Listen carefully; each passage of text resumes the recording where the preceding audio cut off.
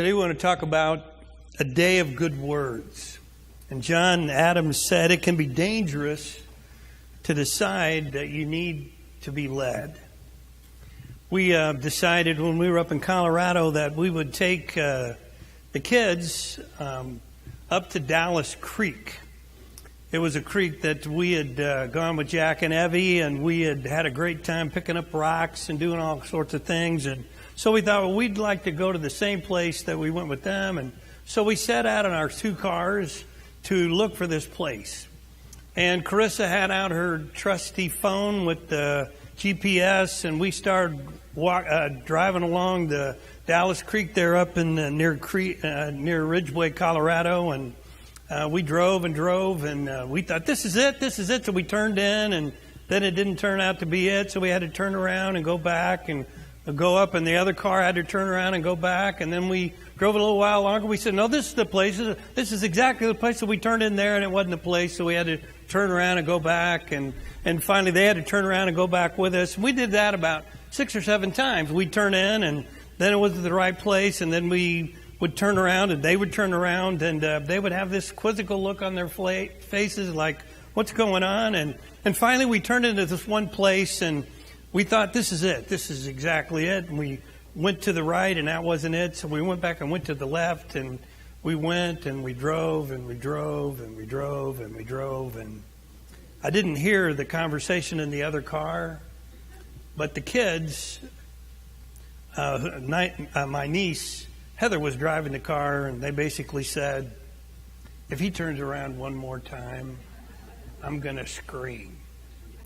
And we finally got to the place, and we parked our cars, and we began to hike out on up the creek, and we had a great time. The kids had a great time, and you just realize sometimes that leadership, leading people to places and guiding people to places, can be a dangerous, dangerous trip. The Titanic sank on April the 15th, 1912. And Thomas Hardy wrote a poem after the Titanic sank. The poem was entitled The Convergence of the Twain. And it was about the fateful collision between the ship and the iceberg. And the whole point of the poem was that as the ship was being prepared, so was the iceberg. And one of the lines in his poem went like this: no mortal eye could see the intimate welding of their late history. And we realize sometimes in life that collisions happen. And sometimes collisions happen between leaders and history. And sometimes the collisions that happen seem to be completely and totally by chance. We've all watched this week as our world and as a political system in the United States of America has unfolded. And we have watched leaders. We have watched leaders in Germany and leaders in Turkey. We have watched explosions in Afghanistan.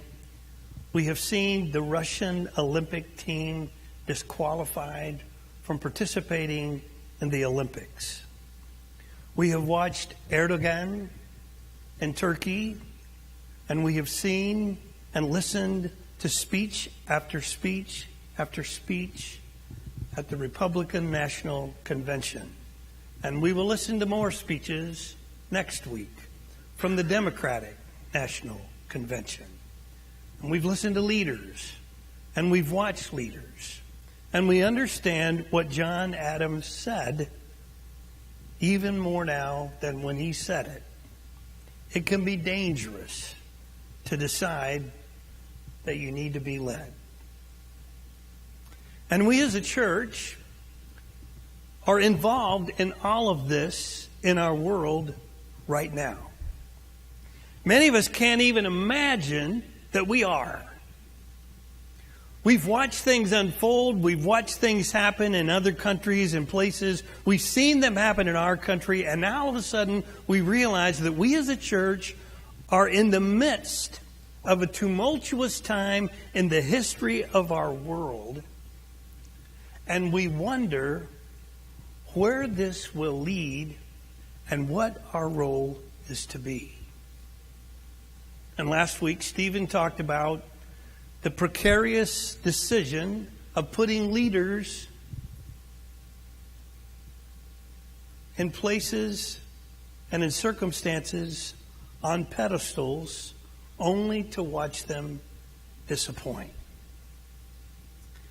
And we realize that when Paul wrote the book of Thessalonians, that he was writing to a church that it was in the midst of turmoil, a church that was being persecuted, a church that was dealing with leaders who were rookies, who had just been put in positions of leadership, and now they were having to deal with problems and issues that they hadn't been trained for.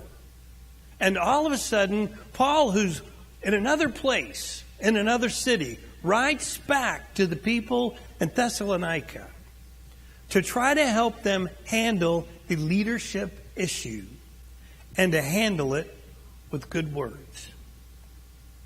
So this morning, I have a simple message to preach. It's a day of good words. It's a day where we must deal with leadership in the church to handle the issues in our world.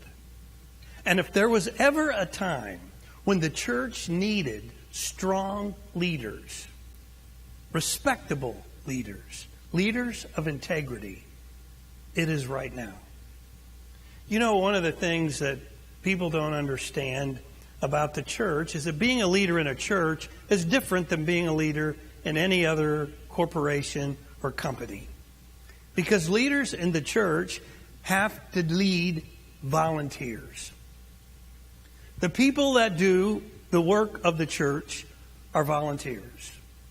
And the people who lead them, for the most part, are volunteers too. So you can't dock their pay. You can't demote them. You can't punish them or write them up and put it in a file. You can't report them to HR. You can't demote them to another position because they're volunteers. And they do what they do because they want to do it, because they're serving Jesus. And that's simply the motivation for why they do what they do. And so being a leader in a church is different than being a leader anyplace else.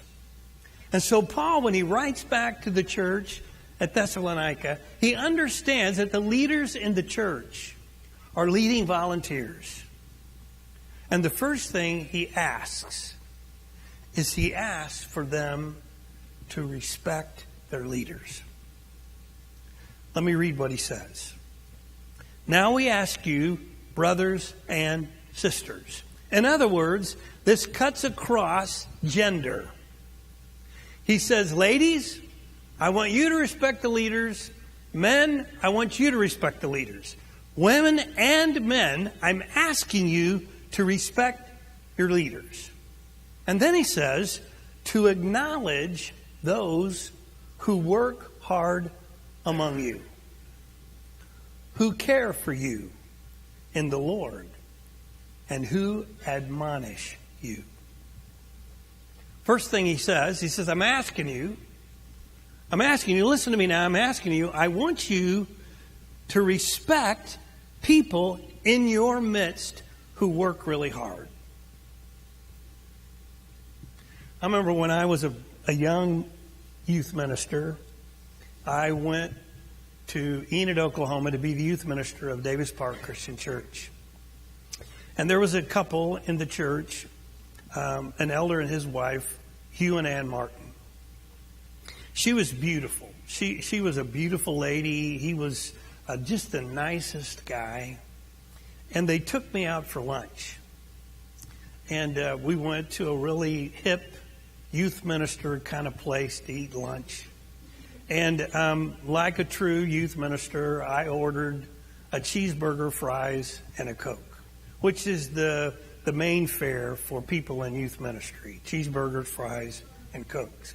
So they delivered my cheeseburger, my fries, and my Coke, and I was sitting across from Hugh and Ann. And I thought to myself, I don't want to make a fool of myself.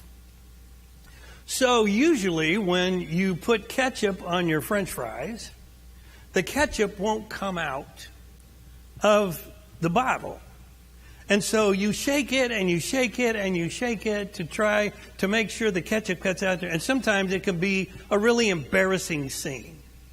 And so I thought to myself, I'm going to be ahead of the game. I'm going to shake the bottle of ketchup before I open it, so that when I go to pour it on my French fries, it'll just pour right out.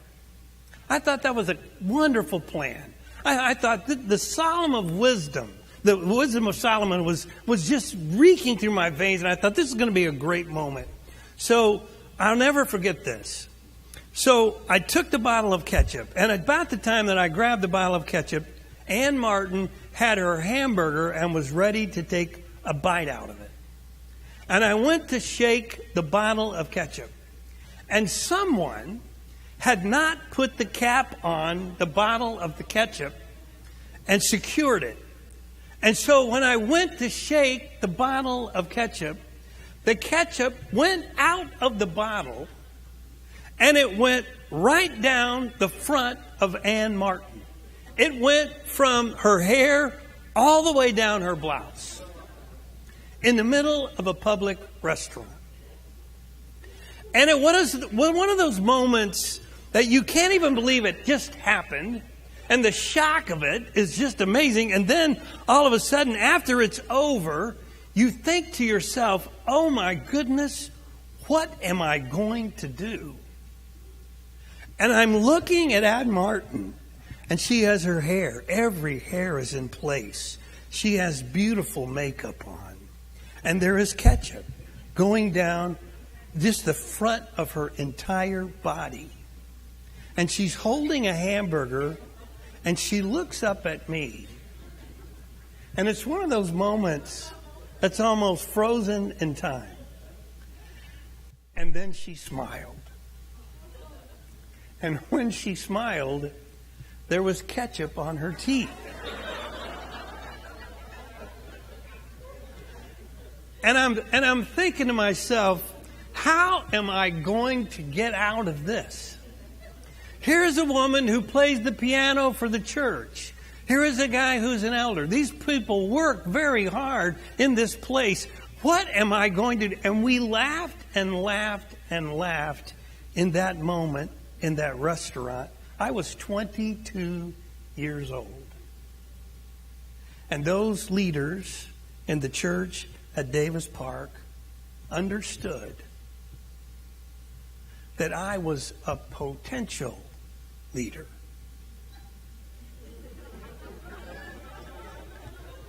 And then I needed extra help.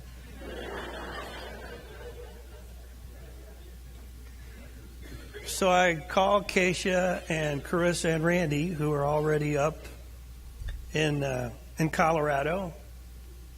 They're already at the cabin, and they call back to make sure that I take a couple of things that they've forgotten. And so Keisha said, could you please bring my glasses? I left my glasses there, and I need you to make sure that you give Landry, our little dog, a pill, and you need to put it in a peanut butter sandwich.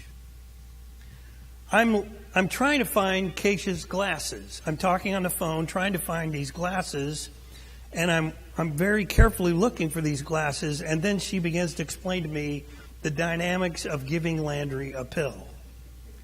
And so I say, could you please tell me where the pills are? And she said, well, I just told you where the pills were. Well, I didn't want to tell her that I was looking for the glasses, and so I was trying to do two things at once, multitask, and so I'm trying to look for the glasses and trying to listen to her give me directions about the pill, and I'm trying to listen to both things. And I said, now where's the pill again? And she said, well, the pill's right there in the kitchen cabinet, and you need to open it up, and you need to cut it in half. And I said, now, how much of the pill am I supposed to give the dog? And she says, you cut it in half, and you put it. And I said, now, how am I supposed to do this? And so finally we get that all done. And I hang up the phone. And then all of a sudden I hear this sound. And I realize that Keisha has not hung up the phone in Colorado. It's still on. And so I think to myself, well, I think I'll just listen to what they have to say. And so I put the phone up to my ears, and Keisha's saying to Carissa and Dad and Randy, your father is so dense. And I'm listening, and I'm thinking, this is better than primetime TV. This is the greatest thing ever, And so I think I'm going to listen a little more to see what more they're saying about me. And I want you to know that if anybody knows the truth of that statement, it is Keisha, my wife, because it is true. I am dense. And sometimes you have to talk to me and talk to me and talk to me to get it through. And sometimes in church work, you have to say it and say it and say it and say it. Please respect those. I'm asking you, respect those who work hard. We have so many people in this church that work hard. We have so many people that sweat and do things that you don't know they do. Day after day after day. And they work so hard. And Paul says, I'm asking you, please respect people who work hard among you. Pay attention. Take notice. Don't be dense. I got a text from Stephen yesterday. I was here this morning, as were several of our elders who prayed with the kids before they left to go to CIY. They got up yesterday morning to be here at 6 o'clock. I get a text from Stephen last night at 11:15. We're about ready to go to bed. Now, if you do the math, 6 to 12 is 6 hours. From 12 to 11 is 11 hours. You put that together, that's 17 and a half hours. Now, if you're a kid, that's just a long van ride. But you're a bus driver,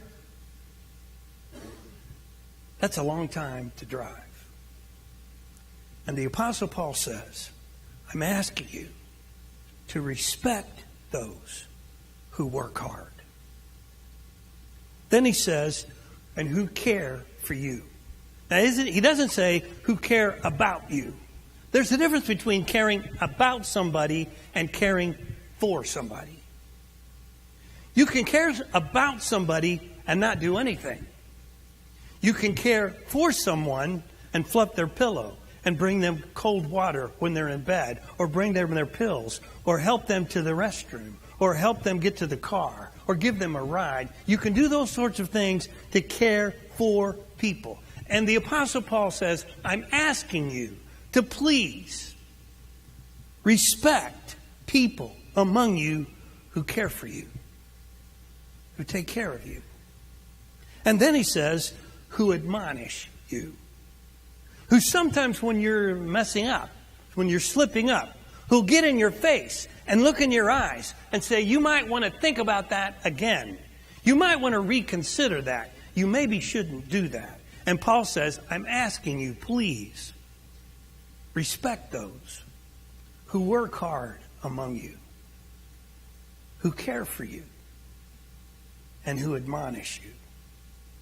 In Hebrews chapter 13, it says these words, remember your leaders who spoke the word of God to you. Consider the outcome of their way of life and imitate their faith. So listen to me now. I'm asking you to do this.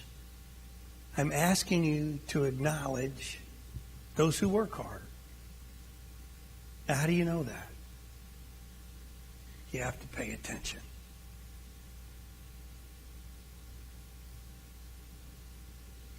I don't know how many times we've asked people to sub for different folks.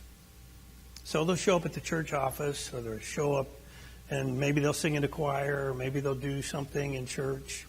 And you know, inevitably what they say, I didn't know how much work this was. And so Paul says, I'm asking you, number one, please respect those who work hard, who care for you, and admonish you. And then it says, acknowledge these people. Give them a shout out. This is what he says. Hold them in the highest regard and love because of their work.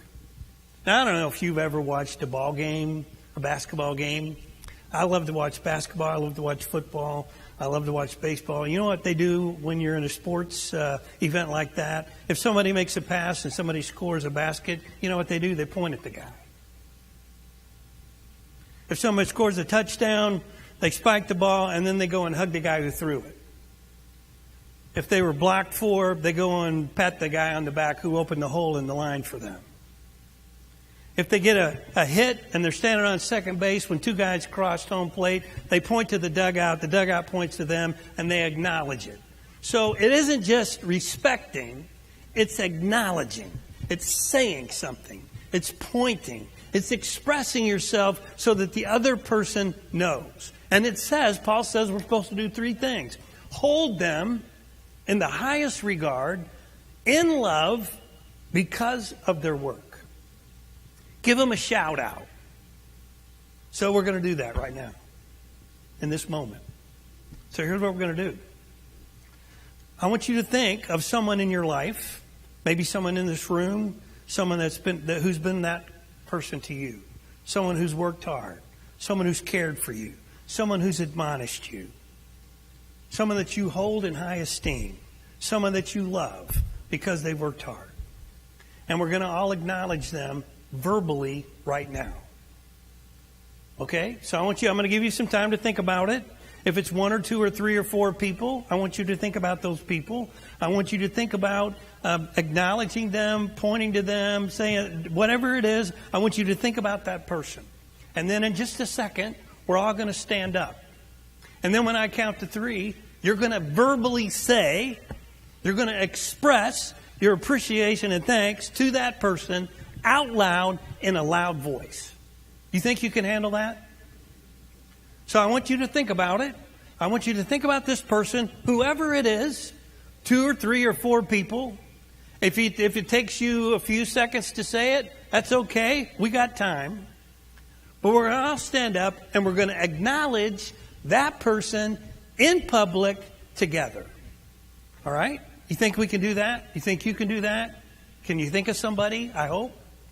So let's all stand.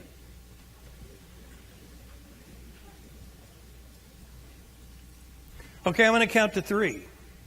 And then I want you to shout it. I want you to shout it. I don't want you to whisper it. I want you to shout it so everybody around you can hear. I want you to make it verbal. I want you to make it loud. And I want you to say the words you need to say. And hopefully if that person's in this room, they'll hear. Maybe they won't. But I want you to say the words. All right? Can you handle it? Okay, I'm going to count to three. Are you ready? 1, 2, 3. I want to thank you. Okay.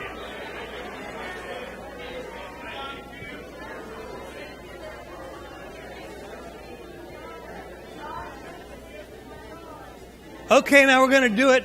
We're going to do it again. We're going to do it again. And we're going to do it again.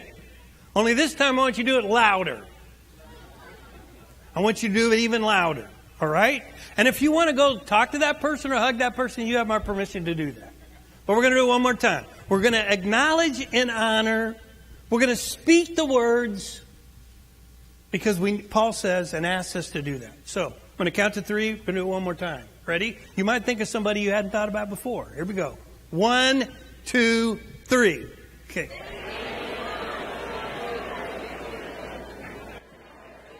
Hey, thank you. Thank you. I'm thinking both of you. Thank you.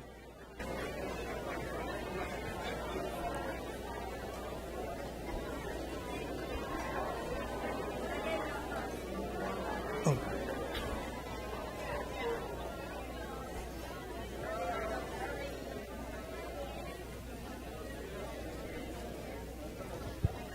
Okay, you all sit down.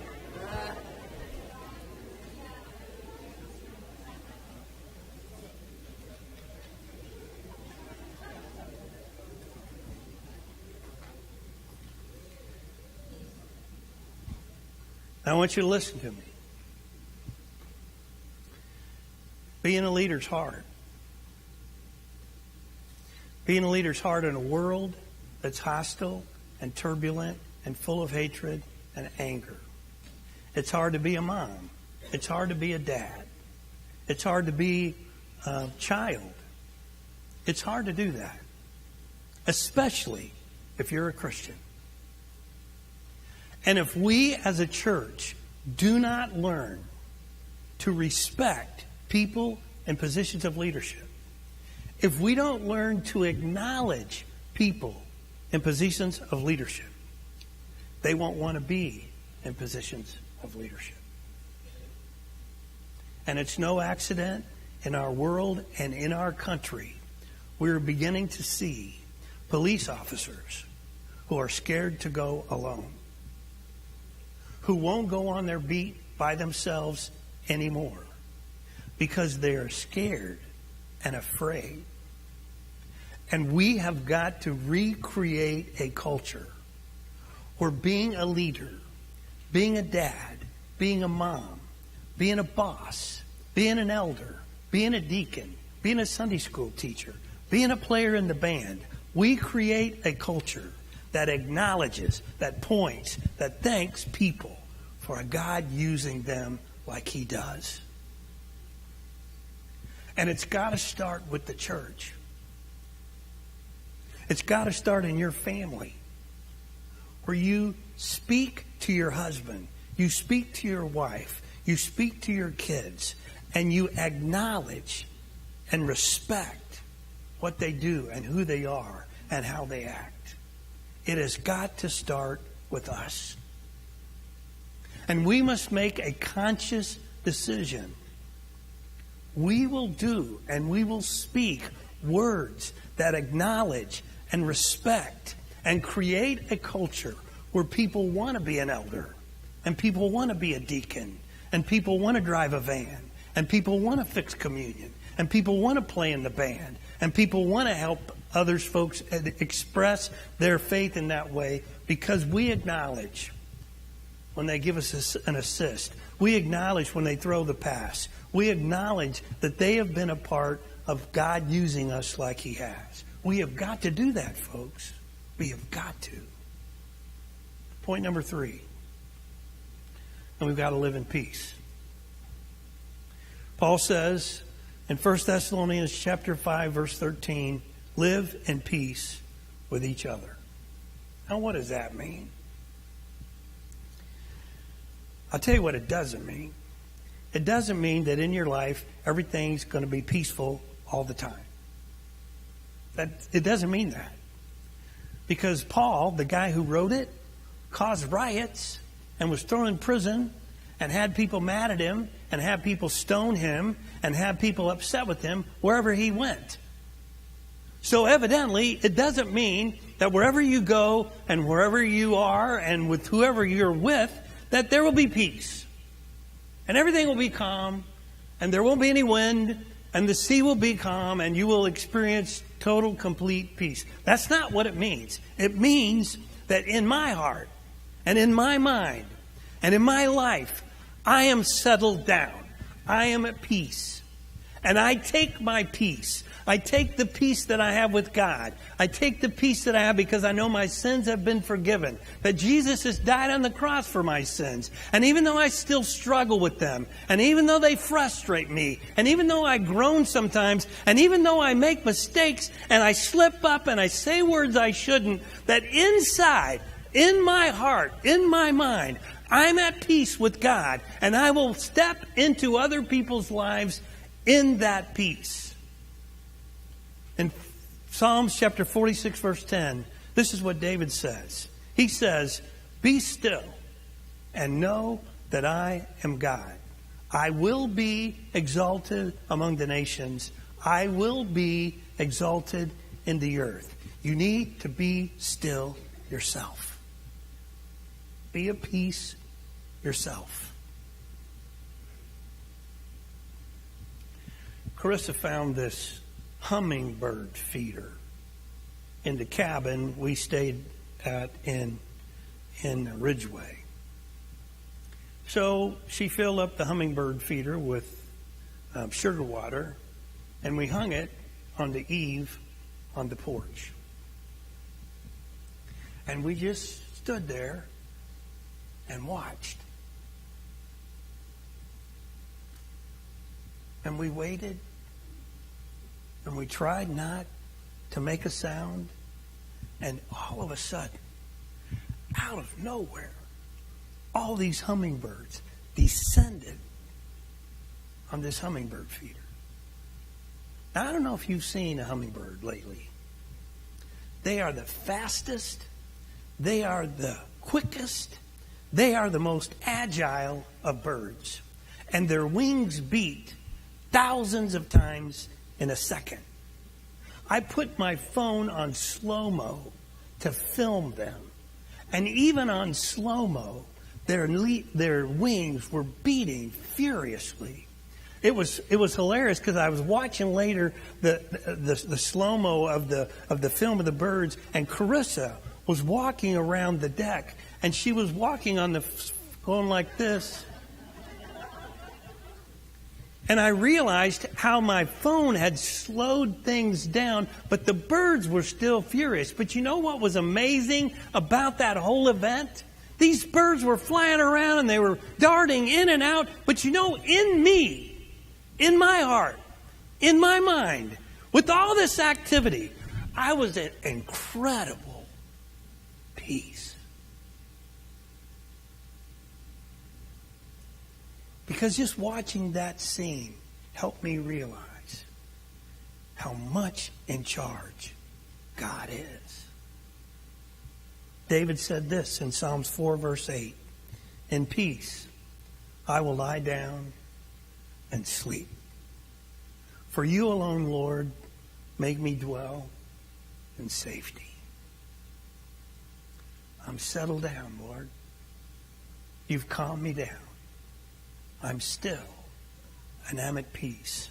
And in Proverbs chapter 16, verse 7, it says this: "When the Lord takes pleasure in anyone's way, He causes their enemies to make peace with them."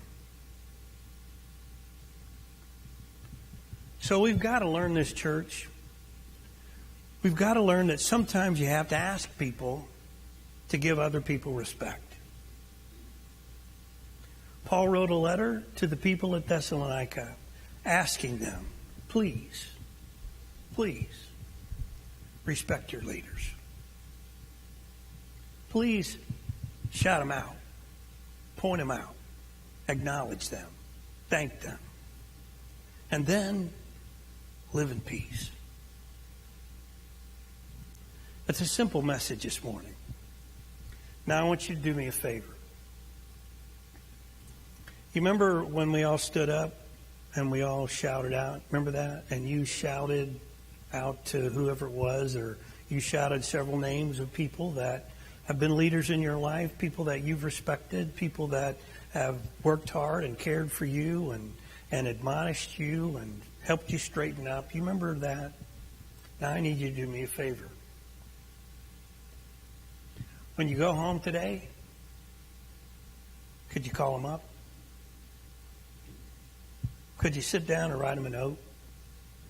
Or, if you want to text them, why don't you do that? It's the first step of putting into practice what Paul felt like was so important: to learn to speak good words into other people's lives helping them know that you respect them and that you honor them and that you're at peace with them.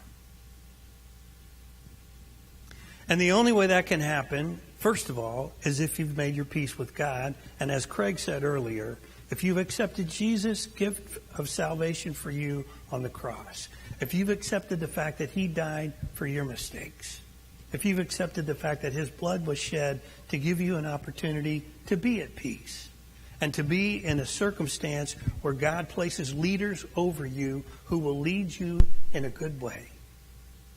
And if you haven't made that decision this morning, if you haven't given your life to Jesus, if you haven't turned control of your life over to him, the only way this whole process can begin is if you'll do that first. And if you want to join our church family, if you want us to pray for you today, we want to do that too. But I just want to ask one more thing. You know, one of the problems in life, it's real easy to slip into being critical of people, being critical of leaders, being critical of people that God puts over us, being critical of people who don't maybe do it the way we would do it, or who have a different style than we do. And sometimes it's easy to be to say sarcastic words or cynical words or speak about people behind their backs. But Paul says, hey, listen, I'm asking you, please, respect those that God put over you. But don't just respect them. Give them a shout out. Talk to them. Express gratitude instead of criticism. And you know, one of the things that God does to me all the time, which makes me so mad, I'll be thinking critical thoughts of somebody, and I'll be mulling over in my mind what's been going on, and I'll be going down that rabbit trail, and God will say to me, have you prayed for them? Now, why did you have to ask me that? And you know what? Invariably, the answer is no. Well, don't you think it might be a good idea before you start into this critical attitude you've got, that maybe before you might preface or you might just talk to me about that person and pray about that person, and then see how that might change your attitude towards them.